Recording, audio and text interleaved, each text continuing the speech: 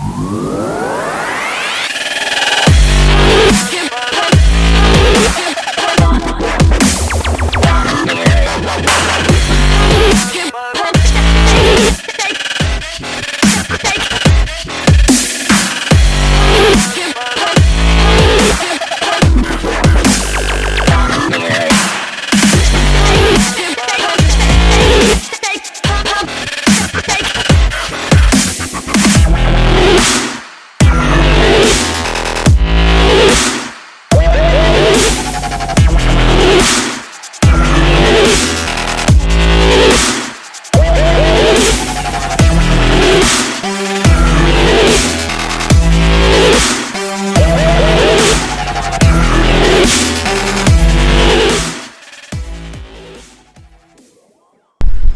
आज हमारे साथ है ये प्यारी सी बाइक रॉयल एनफील्ड हिमालयन। आज मैं आपको इसके बारे में कुछ बताऊंगा जो शायद आपको किसी और रिव्यू में नहीं देखने को मिलेगा। टेक्निकल स्पेसिफिकेशंस तो आप कहीं से भी सर्च कर सकते हैं, पर मैं आज आपको बताऊंगा कि ये गाड़ी रियली में फील कैसा देती है। मतलब आप इस गाड़ी को जिस कारण से लेते हैं, जिस चीज़ के लिए लेते हैं कि ये गाड़ी आपको वो चीज़ प्रोवाइड करती है। आइए देखते हैं रॉयल एनफील्ड हिमालयन का रिव्यू। ये बाइक इंडिया में 2015 में अनाउंस हुई थी और 2016 में लॉन्च हुई थी। और जब ये बाइक लॉन्च हुई थी तो इसका कंसेप्ट लोगों को कुछ खास क्लियर नहीं था। उस समय इंडिया में सिर्फ लोग दो तरह के सेगमेंट जानते थे, एक स्पोर्ट्स बाइक और एक क्रूज़र बाइक। और उस समय रॉयल एनफील्ड ने ये एक एडवेंचर टूरर सेगमेंट की बाइक ला के सबको कंफ्यूज कर दिया था थोड़ा। उस समय लोगों को कुछ खास ये बाइक समझ नहीं आई, लेकिन आज 2020 में जब एडवेंचर टूरर बाइक्स सबसे ज़्यादा पॉपुलर हैं, जैसे कि BMW GS 1250 और ट्रायम्फ टाइगर जैसी बाइक्स, तो क्या ये बाइक अपनी जगह बना पाएगी मार्केट में या बना चुकी है? तो हम देखते हैं इसी को। सबसे पहले आइए हम देखते हैं कि इसके इंस्ट्रूमेंट क्लस्टर में हमें क्या मिल जाता है। इसके इंस्ट्रूमेंट क्लस्टर में ऑलमोस्ट हमें ऐसी सारी चीज़ें मिल जाती हैं जो एक राइडर अपने बाइक से एक्सपेक्ट करता है। सबसे पहले हम यहाँ देखते हैं कि यहाँ आपको स्पीडोमीटर मिल जाता है, ये गियर इंडिकेटर मिल जाता है, आपको एक ट्रिप मीटर और एक ओडोमीटर भी मिल जाता है। यहाँ आपको टाइम बता देगा और यहाँ टेम्परेचर भी शो करता है आपको बाइक के इंजन का। उसके बारे में हम थोड़ा डिटेल में बाद में बात करेंगे। यहाँ RPM मीटर है हमारे पास है, यहाँ फ्यूल इंडिकेटर है, यहाँ डायरेक्शन इंडिकेटर है जो खास यूज़ तो नहीं हो पाती, पर it's always good to have something more. यहाँ बैटरी इंडिकेटर है, यहाँ ABS का साइन है, यहाँ सर्विस इंडिकेटर भी हमें मिल जाता है। इस बाइक की रिव्यू को हम और अच्छे से समझने के लिए इस वीडियो को दो पार्ट में डिवाइड करते हैं, इसके प्रोज और कॉन्स के बारे में। तो सबसे पहले हम उस कैपेबिलिटी की बात करेंगे जिसके लिए ये बाइक बनाई गई है, यानी कि ऑफ रोडिंग कैपेबिलिटीज़। आइए कुछ शॉट्स देखते हैं हम इसके। की तरफ से 24.31 PS का पावर कोट किया गया है, पर मैं आपको रियल सिनेरियो बताता हूँ। शहर के अंदर एक सिटी राइड में आपको इसके पावर की कभी भी कोई कमी फील नहीं होगी। चाहे आप कौन से भी गियर में आप इस गाड़ी को उठाना चाहेंगे, यानी कि एक्सेलरेट करना चाहेंगे, पिकअप देना चाहेंगे इस बाइक में, तो आपको कहीं भी किसी पोजीशन में कोई कमी नहीं लगेगी। टॉप स्पीड मैंने अपने शहर में एक बार ट्राई किया था तो 115-120 तक गई थी। वैसे लॉन्ग टूर पे मैंने कभी इसका टॉप स्पीड टेस्ट नहीं किया है, लेकिन पावर, जहाँ तक पावर की बात है तो ये काफ़ी अच्छा पावर डिलीवर करता है और आपको पावर की तरफ से कहीं भी कोई कंप्लेंट नहीं आएगी इस बाइक में।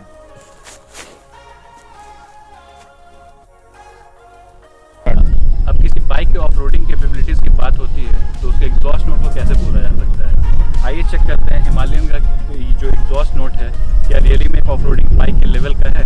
आइए देखिए। Are you ready?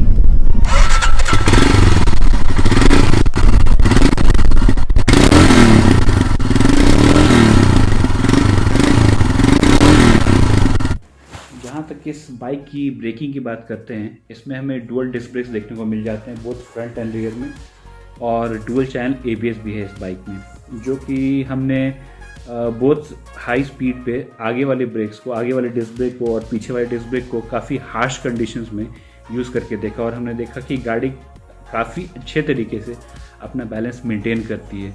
यानी कि जो एक ABS से हम एक्सपेक्ट करते हैं कि गाड़ी अनबैलेंस ना हो या पीछे वाले ब्रेक को मारने पे गाड़ी स्किड ना करे काफ़ी, जो कि नॉर्मल गाड़ियों में काफ़ी देखने को मिल जाती है, वो चीज़ हमें इस बाइक में देखने को नहीं मिली। हालांकि ABS उस लेवल का तो हम नहीं कहेंगे जो कि बाकी बाइक्स जैसे KTM की बाइक्स में हमें देखने को मिलता है, लेकिन हाँ, इस प्राइस पॉइंट पे मैं कहूँगा इसका ABS काफ़ी अच्छा है और काफ़ी अच्छा परफॉर्म करता है। और कहीं से भी रॉयल इनफील्ड के बाइक को KTM से कंपेयर नहीं किया जा सकता है, क्योंकि KTM की बाइक्स स्पेसिफिकेशंस के हिसाब से बिकती है और रॉयल इनफील्ड की बाइक फीलिंग के हिसाब से बिकती है।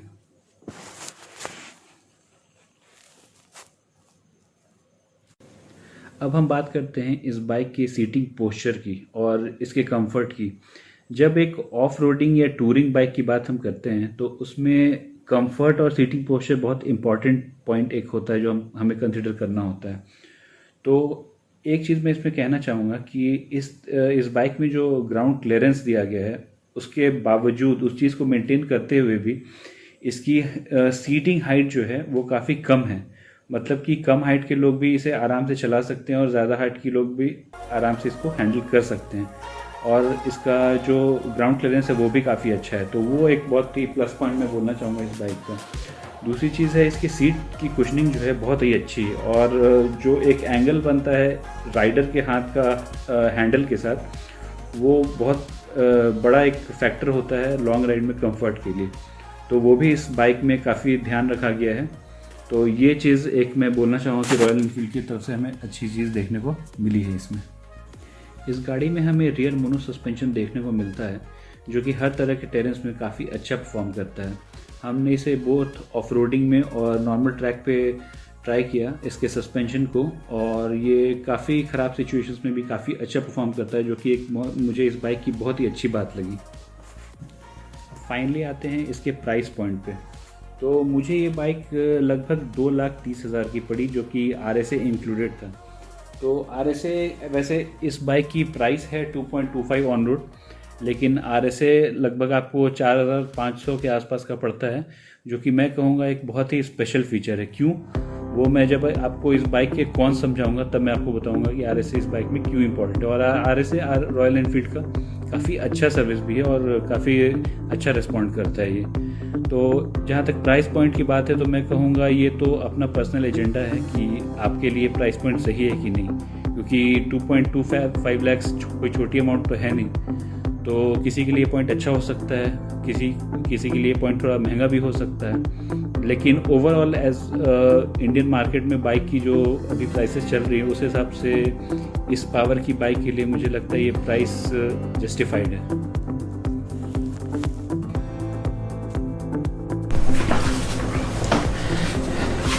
तो अभी तक तो हमने बात की हिमालयन के अच्छे फीचर्स के बारे में, पर अब हम डिस्कस करें कुछ ऐसे पॉइंट्स पे जो कि इस बाइक की मुझे कुछ खास पसंद नहीं आई। तो पहला पॉइंट जो मैं आपको बताना चाहूँगा वो है इस गाड़ी की माइलेज। इस गाड़ी की माइलेज वैसे तो कंपनी क्लेम करती है 28 to 30, बट एक्चुअल सिटी में मेरे को, जहाँ तक मेरा पर्सनल एक्सपीरियंस है, मेरे को 20 से 25 के बीच की माइलेज मिलती है और उससे ज़्यादा कभी भी नहीं मिलती। तो ये माइलेज वैसे उतना कम तो नहीं है, लेकिन एज अ डेली कम्यूटर अगर हम इस बाइक को कंसिडर करने की कोशिश करते हैं तो ये माइलेज थोड़ा महंगा पड़ सकता है कुछ लोगों को। तो डेली कम्यूट के लिए माइलेज थोड़ी और ज़्यादा हो सकती थी। अगर दूसरी प्रॉब्लम इसकी है कि इसकी टैंक कैपेसिटी सिर्फ 15 लीटर्स की है। तो अगर हम लॉन्ग टूर के लिए इस बाइक को कंसिडर करते हैं तो एटलीस्ट 20 लीटर्स इसकी टैंक कैपेसिटी होनी चाहिए थी, तब जाके, क्योंकि लॉन्ग टूर पे आपको पेट्रोल पंप्स बहुत ज़्यादा डिस्टेंसेस के बीच में मिलते हैं। तो आप चाहेंगे आपके पास एक ऐसी बाइक हो जिसमें एक बार अगर आप टैंक फुल करवाएं तो काफ़ी लॉन्ग डिस्टेंस आप कवर कर सके। तो कम माइलेज और ऊपर से कम टैंक कैपेसिटी, ये दोनों चीज़ एक बहुत बड़ी ड्रॉबैक हो जाती है इस बाइक की।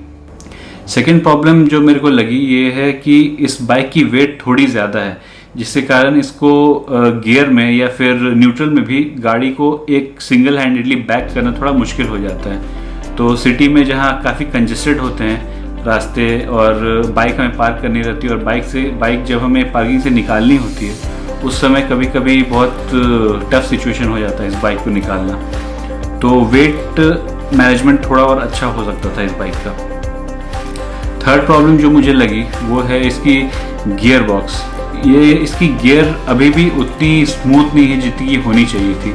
अगर हम कंपेयर करें इंटरसेप्टर और कॉन्टिनेंटल GT से तो इसकी गियर बॉक्स काफ़ी अटकती है जब आप हाई स्पीड में भी करेंगे और खासकर सेकंड से थर्ड गियर जाते समय इस बाइक में थोड़ी सी गियर में जो है लैग आपको फील होता है और ये अच्छा राइडिंग एक्सपीरियंस एक हमको नहीं देता है। सबसे बड़ी एक इसकी इशू लगी मुझे, जो पता नहीं क्या रीज़न है इसके पीछे, वो है इस बाइक के इंजन का हीटिंग इशू। ये बाइक बहुत ही जल्दी गर्म हो जाती है और ख़ासकर अगर आप शहर में चलने की बात हम करते हैं, जहाँ की काफ़ी ट्रैफिक, गड्ढे, ख़राब रोड वगैरह जब हम एक्सपीरियंस करते हैं, तो उस समय इस गाड़ी का टेम्परेचर काफ़ी तेज़ी से राइज़ होता है, जो कि मुझे लगता है कि राइडर को कहीं ना कहीं बहुत ज़्यादा डिस्कम्फर्ट देता है। आपके पैरों के बीच ऐसा लगेगा जैसे कुछ जल रहा है। तो चलाते समय हमें ऐसा एक्सपीरियंस किसी भी राइडर को मेरे ख्याल से पसंद नहीं आएगा। तो इसके हीटिंग इशू का कुछ ना कुछ, और इसका टेम्परेचर जो है जो डिस्प्ले करता है हमें इसके इंडिकेटर में, वो भी काफ़ी तेज़ी से बढ़ता है। आप अगर गाड़ी स्टार्ट करते हैं तो आपका टेम्परेचर 33-32 रहेगा और जस्ट 15 to 20 मिनट्स में आपका टेम्परेचर 43 तक चला जाता है और वो टेम्परेचर रियली पैरों के बीच में फील होता है।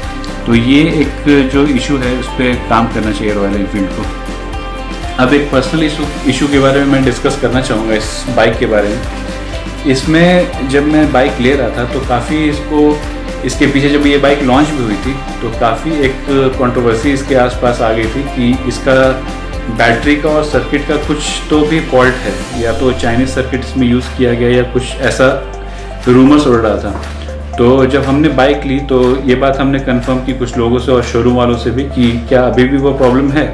तो खैर उस समय शोरूम वालों ने हमें कंफर्म किया कि ऐसा कुछ नहीं है, जो भी प्रॉब्लम था उसको रिजॉल्व कर दिया गया। पर लगभग 6 महीने बाद जब हमने ये बाइक ली, 6 महीने के बाद ही हमें पहली बार बैटरी की इशू आई, जब हम सुबह सुबह एक बार सेल्फ ले रहे थे और इसका सेल्फ काम नहीं किया, गाड़ी स्टार्ट नहीं हो पाई। और मैं आपको बता दूं इस गाड़ी में किक भी नहीं है। तो हमने RSA वालों को कॉल किया, जो कि मैं आपको स्टार्टिंग में ही बताया था कि हम लोगों ने RSA लिया था। तो RSA वाले आए, एक फ्यूज़ चेंज किया उन्होंने, जो कि सीट के नीचे इसका फ्यूज़ बॉक्स होता है, वो फ्यूज़ उन्होंने चेंज किया और गाड़ी स्टार्ट हो गई। और गाड़ी इस तरीके से 1 वीक और चली। 1 वीक के बाद फिर से वो गाड़ी में वही इशू आया, गाड़ी स्टार्ट होने का, गाड़ी स्टार्ट नहीं हो पा रही थी। फिर हमने RSA वालों को कॉल किया, उन्होंने आया और बैटरी कुछ देर चार्ज की और फिर बोला उन्होंने कि 20 मिनट इस गाड़ी को स्टार्ट में ही छोड़ देंगे। तो गाड़ी हमने छोड़ा, लेकिन फिर अगले दिन फिर हमें वही इशू आया। फिर हमने कॉल किया, थोड़ा डाटा वगैरह भी, कि आप इस गाड़ी का कुछ परमानेंट सॉल्यूशन हमें दीजिए।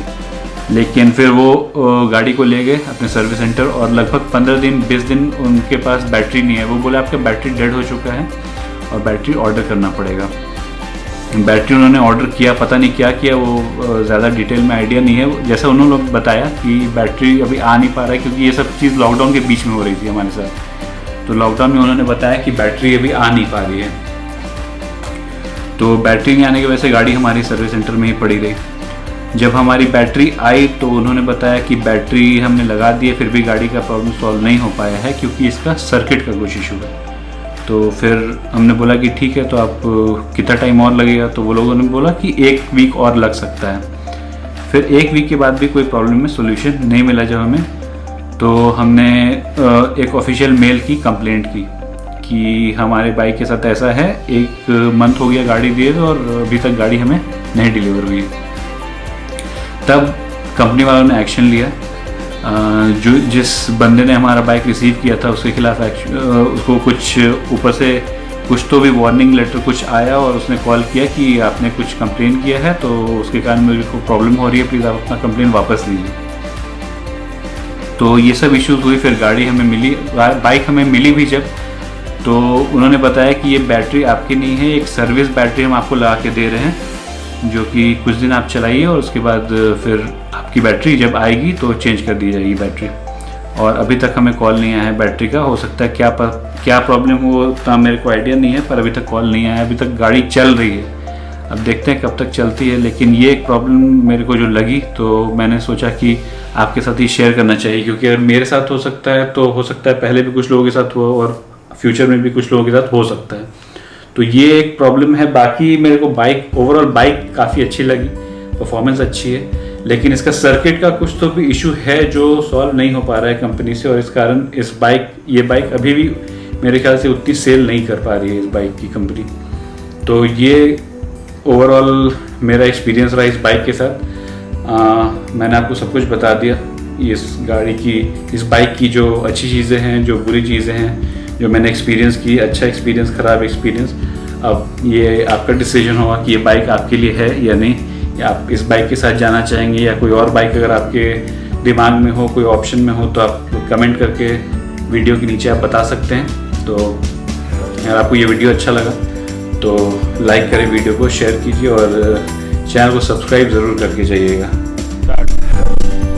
तो आज हमारे साथ है ये प्यारी सी बाइक रॉयल एनफील्ड हिमालयन।